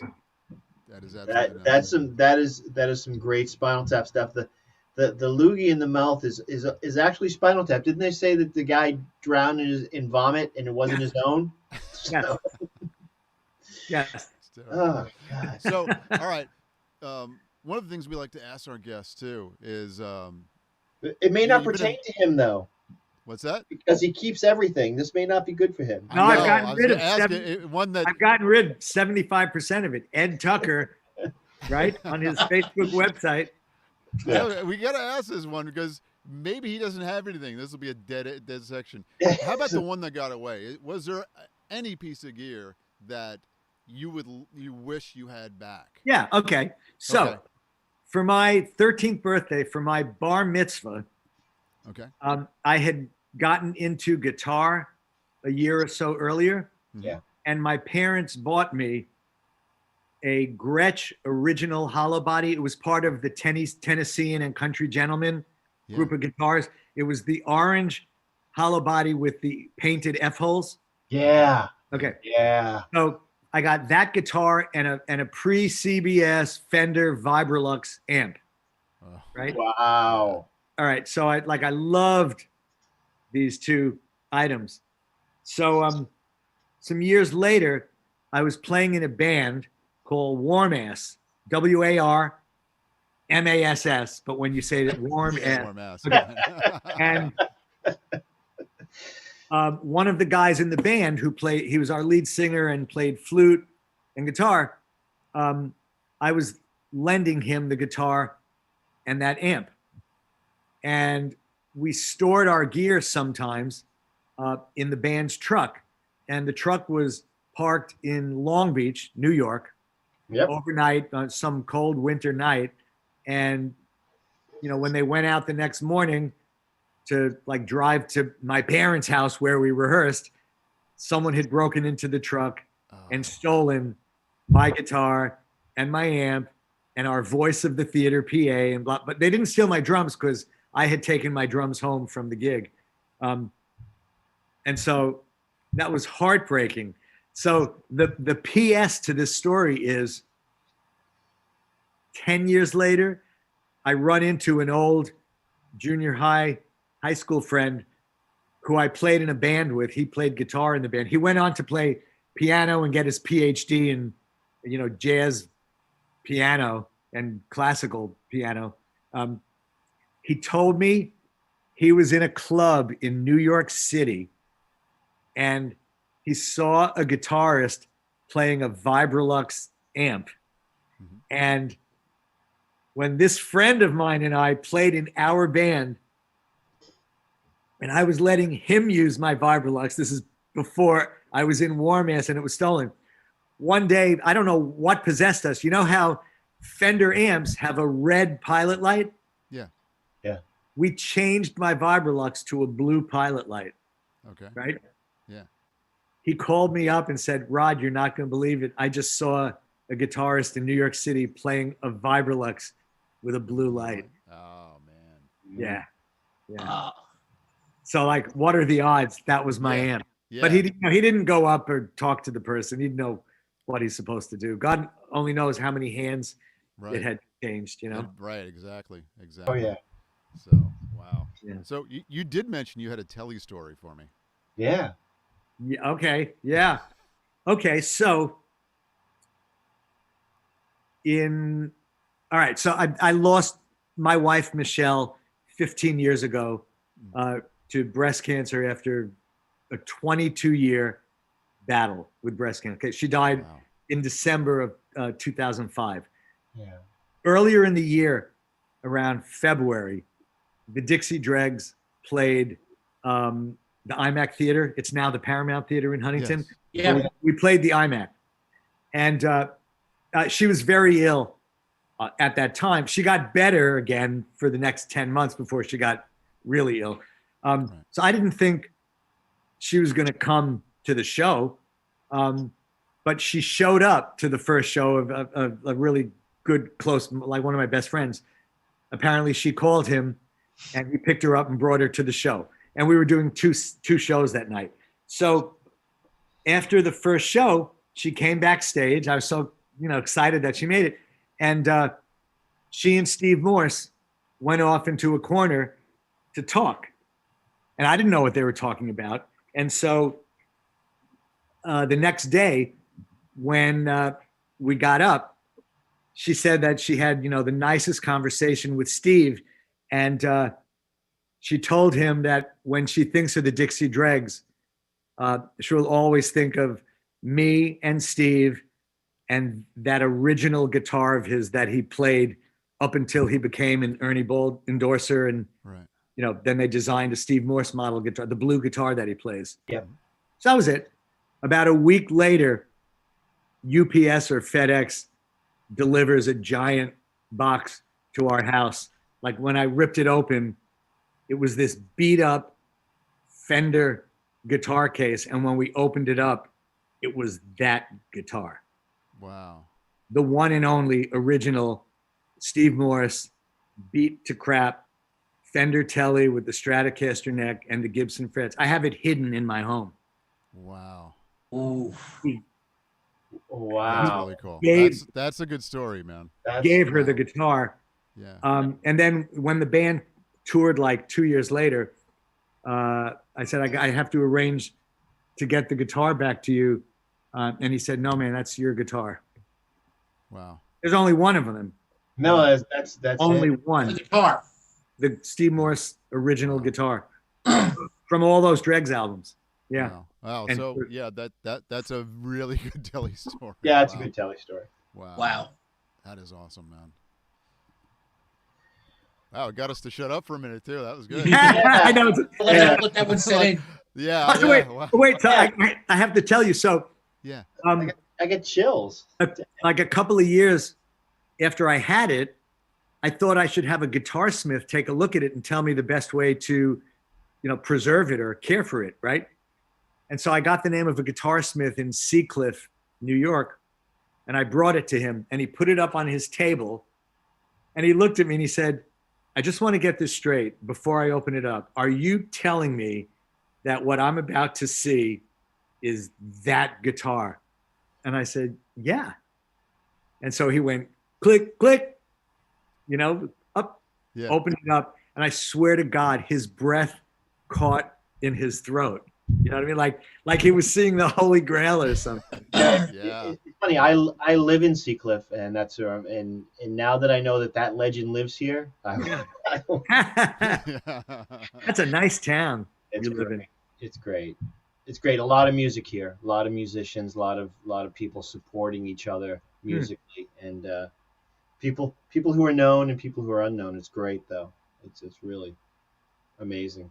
But yeah, it's a killer story, dude. Honestly, I'm very sorry about your wife, but Thank you. the She's whole very special.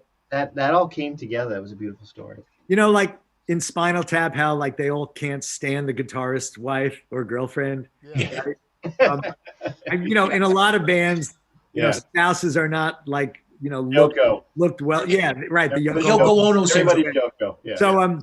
So Michelle was like of a different ilk. She was more like a muse, like to Steve Morse and Kip Winger, you know, like the go-to person to pour their hearts out to and get insight. It was really, really wonderful. Everybody loved her. Wow. Everyone in all the bands. She's really, really special. Oh, Amazing. Yeah. That's great. Yeah. We had a few more people chime in. I'm still doing my interview, Mike. Okay, cool. Bye. Doors open. Sorry, guys. That's All right. okay. I know All right. we're keeping it too. We're keeping it. We're moving it. Joey That's cool. Jem wanted to reach out and say hi. He said he's Hey, too. what's going on, man? He's here. He actually said hi a long time ago, and the comments are coming in quick and fast. Dave Brooks was here. Yeah. John Montalbano was out here. These guys have all been on our show. Joey, we got to meet for a meal at a diner. Call me, text me. Come on, man. So Joey and I, the last time I saw you was in last year. You played Stereo Garden with the Road Crew. the road, right, with Billy Sheehan on Billy bass. Sheehan. Yeah. Okay. Yeah, So we had- and Yeah, Joey's Billy playing on as a guitar. guest. Yes. So Joey contacted me a couple months ago and said, "Hey, you know, someone's putting out a Van Halen tribute album, and you know, asked us to do Jump." So I said, "Oh, that's awesome, right?" So so about a month ago, I went to Tiki Studios that used to be in Seacliff. Maybe they still are in Seacliff, but Fred Guarino, he's in a different facility. It's Different beautiful, facilities. Yeah. The Tiki, magnificent. it's still here, but Yeah. It's the upstairs of like on the main street or whatever. Yeah. So about a month ago, so I went to the studio for Fred to record the drums of me playing Jump, and Joey was there. Joe. So Wow. you know, like because he's the main guy of the band. yeah. So I got to tell you, I have to get information so that I can contact Alex Van Halen to tell him what an amazing drummer I think he is. And what a challenge it was to learn what he played on that song. You know, it's almost like there's some prog stuff in there, Yeah. right? Like in the guitar solo, and then the bridge, the pre-chorus stuff. Amazing drumming. You know, you were talking about who's it that we were talking about? Oh, Ty being such an underrated guitarist. Ty Tabor. Yep. Alex Van Halen is an underrated drummer, even though he's Yeah. one of the greatest Definitely. rock bands of all time. Yeah. Underrated, amazing. Yeah, absolutely. Absolutely true. I'm sure Alex is watching this. So Alex, love you, man. Well, Thanks for you know checking out the podcast. that is awesome. Anytime you want to come on, you're available. But that's cool. I just want to give a shout out to Don Chafin, Billy Sheehan, and to Jimmy for tuning in for the Road Crew thing. That was awesome. Are you gonna still involved in future shows with them, or? I hope so. Yeah. We had so much fun, like recording the stuff, and you know, Joe just has music pouring out of him, you know, and so it's always fun, you know, getting together with new musicians, you know, musicians that you don't really know how they think. Right. Yes, I'm so glad. And it turned out this is just one of those, you know, interesting synchronicity kind of things. When Joe contacted me to record, and he said, I'm also contacting Billy Sheehan to have you guys kind of be part of this project. He reminded me that the very last recording that took place at the original Tiki Studios was a project where he was working with a singer. I think her name was Amanda. I can't think of her last name. It was a female singer, 3 or 4 songs, and Joey was producing her, and Fred was engineering it. It was the last project in his studio before he sold it to Alicia Keys. Alicia Keys. And then he moved to his new facility. Wow. And that was probably 15 years ago, or I'm probably off by 10 years. years ago. I also shot my instructional video at Fred's place at Tiki. Oh, really? Wow. Yeah, back in 1986 or 7. Wow. Yeah, that was about the old location. I think I did one of my first recordings at Tiki many years ago. Wow. It would have been like 83, 84 maybe. Uh-huh. Something like that. I remember that. Fred is such a pro. Yeah, absolutely. Amazing. Yeah, he was much more of a pro than I was at the time. And even now, Joey. Yes. Oh, yeah, absolutely. I just be clear. I did not get any better, so. No. All right, so we're going to ask you. Some people were asking about your influences and stuff, but you kind of talked about that in the very beginning. You talked about the Beatles and the other guys that were. What about that one guy that really impresses you so much or frustrates you because he's so talented? This is the section we always like to call the "fuck you" section. Like, this guy is so good, you're like, "Fuck you! I'm gonna put my sticks down. I'm done." Yeah, I'm done. Not that I think that you are so talented that it's hard. I could imagine you doing that. But people throw their sticks down because of you. Yeah. Absolutely. Wow, you know what? Because the guys I'm thinking of are not drummers. Okay, they don't have to be, right? For me, wow, that's cool. For me, it's like Steve Morse, Jordan Rudess, Kip Winger. Steve Morse is like Michelangelo or Leonardo da Vinci. People know him by his guitar playing and his songwriting, right? This prolific, unbelievable, never-ending list of amazing music that he's written. But when I met Steve in college, he had just started taking flying lessons, and he now has hundreds, if not thousands, of hours of flying. He flew for ASA Airlines, which is Delta Airlines Southeast Connection, when he thought he had his fill of the bureaucracy of the music business, but then discovered there's bureaucracy in the airline business. He's taken lessons from members of the Blue Angels. He's an aerobatic pilot. He bought a Spanish fighter jet from the Spanish Air Force years ago with a friend and put it together like a model airplane. Wow. He decided he'd rather do all the work on his airplanes, so he studied for and took the airline mechanics exam and scored the highest grade in the history of the exam. So he's a certified airline mechanic. He's a farmer, so he bulldozes his land to make his airstrips. He bales hay and trades with farmers for on and on and on and on and on. Right. When I met him in college, he had just switched over from being an engineering major because he found out that one of the world's foremost classical guitarists was teaching in the guitar department at the University of Miami. And so now, in addition to being the guy that's played Smoke on the Water more than Ritchie Blackmore, right, and the Dixie Dregs guitarist, and a chicken picker who could chick with the best of them, he also has gone on classical guitar tours with some of the world's most famous classical guitarists. So he is the most all-around guitarist I think that's ever lived, probably. Wow. And I'm not saying it because I've played in a band with him. I'm just saying it because I think it speaks truth to power, Right. Jordan Rudess, having worked with him thousands of hours and just seeing his genius at work is just extraordinary. How he can come up with music in the spur of the moment or on the spur of the moment is beyond belief.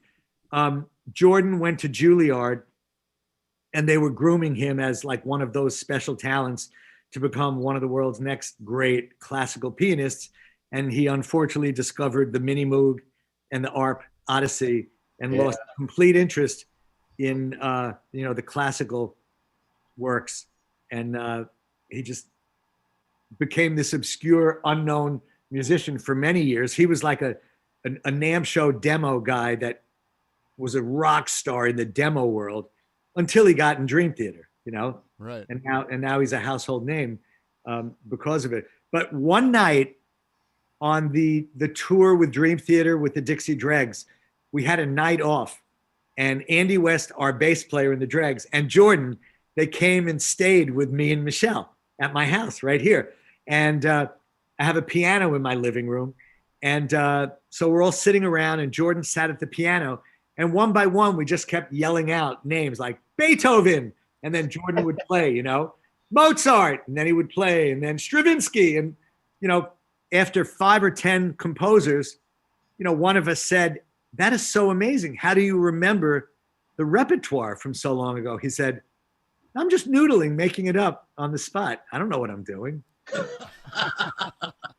It was unbelievable, And then Kip Winger, a lot of people don't know. And it's when I think about how when the ballet and the orchestra, when the stuff.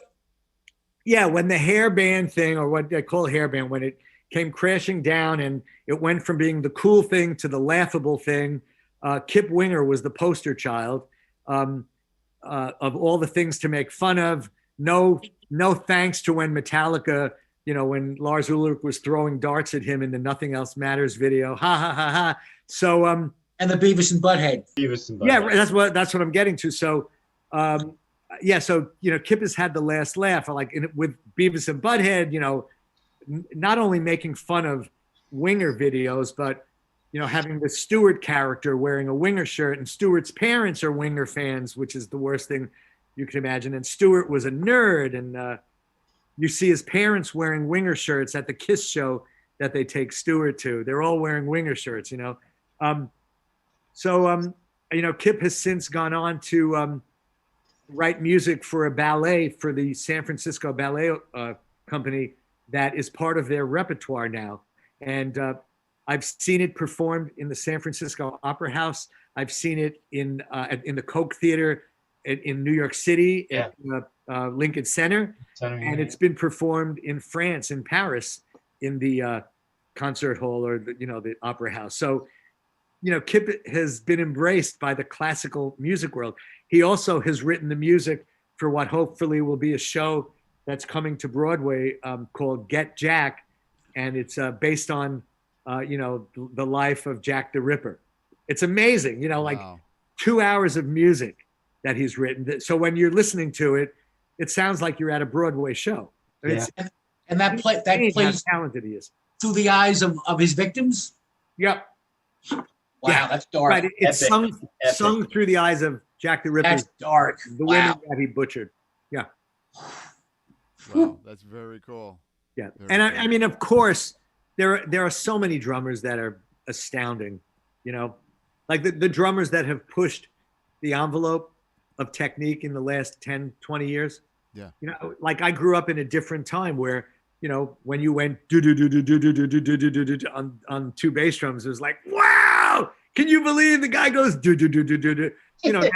Now drummers do that with 1 foot and play it twice as fast. Like check out my 1 foot. And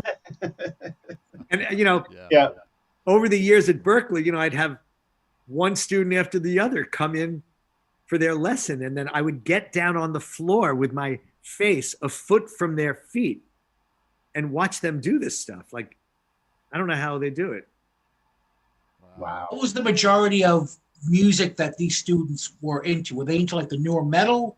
Were they into Yes, like the real the full-on? The students that are into that are into like Slipknot, and then a lot of the prog metal bands. Mm-hmm. Right. Certainly Dream Theater, but there are other progressive metal bands that are technically it's insane. Technically now it's insane. Yeah. It's insane. So I want to ask you, about the Dixie Dregs. Is there like a favorite song that you love performing live or written? And what's the most challenging song of that catalog? Is the hardest for you to do live? Yeah, my if I have to pick one song, my favorite. I know that's hard. My favorite Steve Morse composition is a song called "The Hereafter," and I actually played it at my wife Michelle's memorial service. And when it was it's such an emotional song. To this day, even way before she got ill, I'm talking about way back when it was first recorded. Every time I hear the first note of the guitar solo at the end of that song, every hair on my body stands up. You know, it's chilling in the most beautiful way. So at Michelle's funeral, the memorial service, when the song was playing, I was sitting next to my sister, and she said, "Do you feel like dancing?" And like, even at my wife's funeral, I had an ego like, I don't like to dance. Like, I don't know how to do it, you know? But I said, okay, let's do it. You know, we got up and started dancing, and then there's like hundreds of people there. And like, so my sister Carol yells out, "Everybody just get up and dance." And the whole room got up and was dancing to The Hereafter. It was so magical, right? Wow. So that's my favorite composition. A song that's similar to it in terms of the category you would put a song like that in was a song called Day 444, which was titled after the hostage crisis in Iran, right? The hostages were held for 444 days. We did that song on the Dregs reunion tour 3 years ago. And it was scary every time the song began, because I knew at some point someone's going to get off and we're going to get lost, because the timing changes in that song are so weird. And I play that song how I tell my students not to play. Don't ever just play by feel, not knowing where you are. You have to know what the count of every measure is. But I can't even figure out the counting of that song in certain places. And so I just play it by feel. But so if someone else in the band gets off, to then try to re-find them is a nightmare. Wow. So it's that one. And then there was another song in later years. I think it's called Calcutta. It took me forever. I don't know how many takes we had to do for me to get it. And it was so embarrassing because someone walked into the control room when I was trying to get it down. You know, someone who was like a fan of mine, and then probably walked away going, "Oh my God, like it's like the worst drummer. He can't get this song down." I don't see that happening. But But you know, the hardest song of anything I've ever recorded was on a Jordan Rudess record called "The Road Home" that came out a few years ago, and it's a record that it's mostly 4 songs that were life-changing for Jordan. So it was a Gentle Giant song, a Yes song, ELP, and what was Phil Collins' band before he was Genesis. Yeah, early Genesis. Okay? Yeah. So when they were prog. Yeah. The Yes song, which is it might be from Relayer. Why can't I think of the name of this? Sound Chaser. Okay. Yes. Is the hardest song I ever had to learn. I had no idea, as amazing as Yes was, that they did stuff like this. And like I tip my hat to Alan White for getting through it. It was insanely difficult to learn. That's the one that starts.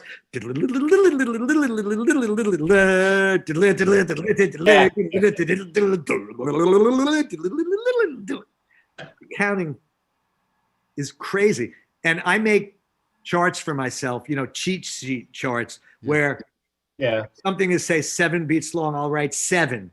But then if the next 7 is twice as fast, so if it's like 1, 2, 3, 4, 5, 6, 7, 1, 2, 3, 4, 5, 6, 7, I'll put a circle around it. But if it's twice as fast, so 1, 2, 3, 4, 5, 6, 7, 1, 2, 3, 4, 5, 6, 7, 1, 2, 3, 4, 5, 6, 7, I'll put a circle around it. So a circle means twice as fast.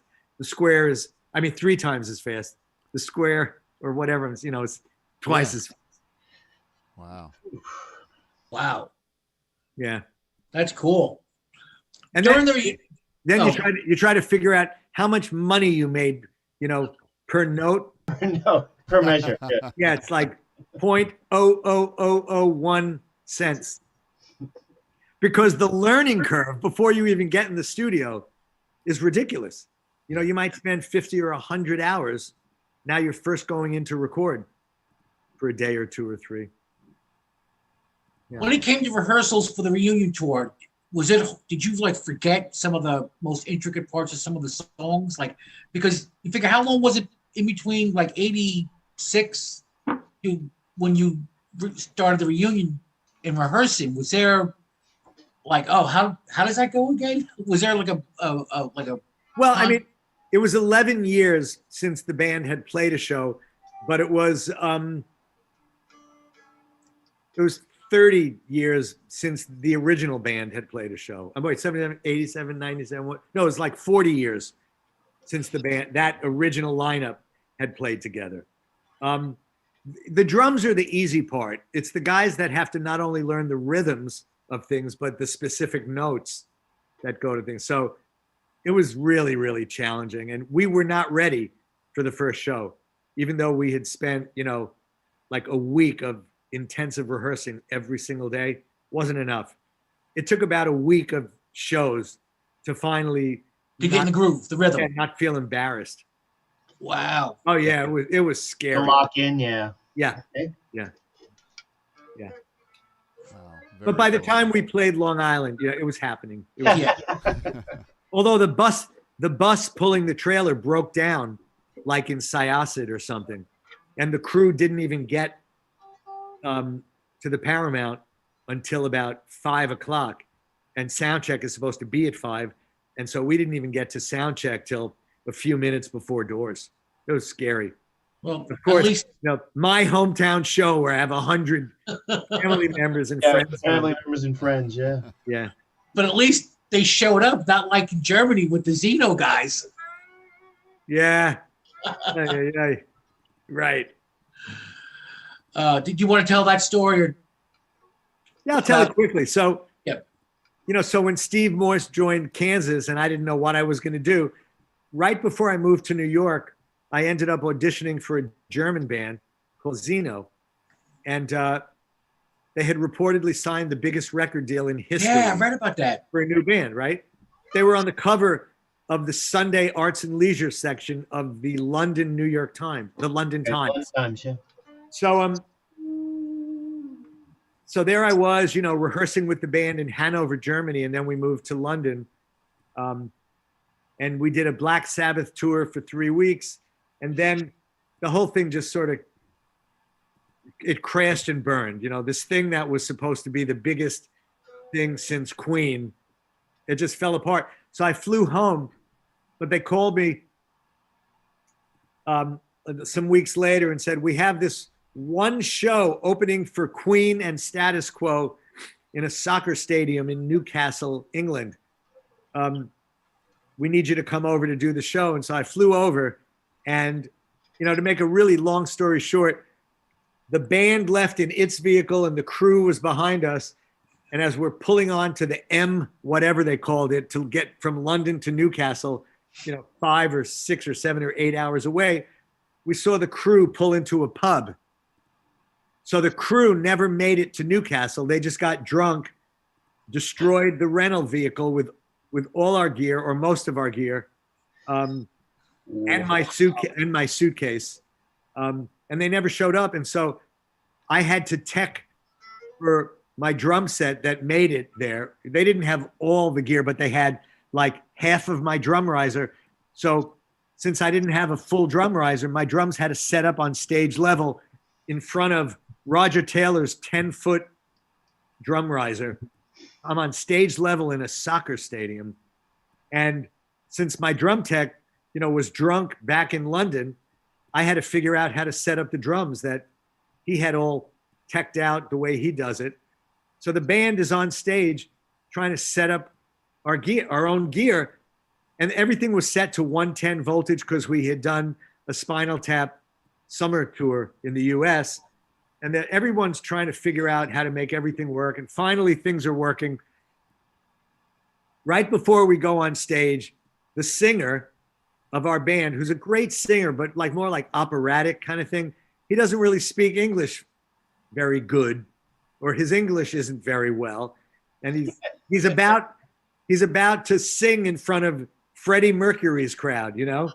And he's like, Rod, what say I do? You know, like, Mike, just say we're Zeno. We got a bunch of songs. We got a bunch of music for you. I wasn't in Winger yet. You know, what did I know? I am fresh out of the Dixie Dregs. So he gets out on stage and goes, hello, peoples. We are Zeno with bunches of songs. You know, like, you know, so we play a song and then you hear crickets, you know, another song, crickets, another song, crickets. So thank you. Good night. No, we walk off stage with our tails between our legs, and the promoter is freaking out because Status Quo, the next band, is stuck in traffic. So we have to go out and play an encore. But we just said thank you, good night to crickets. Not one person of the how many tens of thousands of people were there clapped. So we come back out, you know, thank you. Yes, we're back. It was the most Spinal Tap gig of my life. So I come off stage, I'm soaking wet, but you know, the crew had my suitcase, so I had nothing to change into.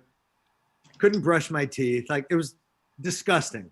So as I'm drying off, I get to watch Queen do their thing, which was amazing. Amazing. And then our tour manager gave me and a couple of the guys some cash and said, look, why don't you just take the train back to London? So we said, okay. So we go down to the train station, not occurring to us that most of the thousands of people are also taking the train. So there was a shortage of train cars. So they add a bunch of mail cars onto the trains, cars that are just filthy with no seats in them. So the three of us get in a train car, sit on the floor, just feeling so scuzzy. And people from the concert start coming in, and some of them are recognizing us. And we see them, you know, like talking to each other. And then one of them yells out, are you those guys from that first band? It was horrible. It was just one misery after another. Terrible Spinal Tap experience. That makes for good storytelling, you know? Yeah. The worse the story, the better it is in years to come. Absolutely. Yeah. Well, Rob, I gotta say we had a really great time having you on here. And what a pleasure. Yeah, dude, this was an honor. Can I mention one other thing? Please. Yes. Yes. So, like I said, you know, like the light bulb went off where I had this idea for a drum set warm-up book. You know, 30 years ago or more, with all the problems that drummers run into where you can't tighten something tight enough, or you're trying to loosen it and you can't loosen it. You go, why don't I have a pair of pliers? Or there's a wire on your snare that's snapped and it's just dangling under the snare and hitting your leg or sticking you. And if only you had a wire cutter, and like all these things go wrong with drum sets. And I said, wouldn't it be easy to just have like a set of tools that could, you know, be right there available at your fingertips to solve the problem? And like, here I am playing drums for 45 years. I still don't have what I need. So, you know, 2 years ago, I ran the idea by a friend of mine who's a businessman who freaked out thinking it was amazing. And then he got an engineer involved and a marketing, you know, advertising guy involved. And the four of us are a team, and we're waiting for the final prototypes from Wuhan of the first two one-of-a-kind tools that I think, you know, if we kind of, you know, bring them to the drum world the right way, we'll kind of take it by storm. So, you know, I don't really want to say anything else beyond it, but I'm really, really excited about it, because I think these tools will solve a lot of drummers' issues, because we all have them at one time or another. Well, I'll tell you what, if when this becomes public, we'd like to have you back on, and we can love to have you talk on. about it. Oh, fantastic. If you're cool with that. Yeah, we do ask. We ask, you know, manufacturers and people that are endorsing products and stuff to come on and you know, let's hawk their wares a little bit. You know, it's good for everybody. Fantastic. Yeah. This was really, really fun, guys. Good. This was glad you had a fun. great time. Listen, with the schedule that you have, honored and feel weird that it's how busy you are that you were able to take the time out to spend with us. Yeah. And grateful beyond, you have no idea. My pleasure. My pleasure. Really a lot of fun. Thank you. Oh man. Great. Thanks, Rod. It's such a pleasure. We got to laugh, which has been really tough for everybody. You know what? Next time I'll buy you blueberry pancakes over at the sweet shop. I run into you. That'd be fun. All right. I'm up for it. I'm going to invite David Grissom too, because he's a big blueberry pancake He guy. does like those pancakes. Okay. We did have a good story from David on that. So, all right. So, if you just hang on for us for 2 minutes, we're gonna sign off real quick, and then we're gonna ask you for something real quick. All right. Okay. So, this is Musings, Rants, and Guitars. Please remember to hit subscribe, follow Buy the us, merch. and Shirts. yes, get the merch. Yeah, we're doing Hats, this bugs. for free. Follow us on Facebook, follow us on Instagram, everything. Just text us, IM us. We'll respond. Yeah, Love to hear believe it from or not, we everybody. don't have lives. Nope. All right. Signing off.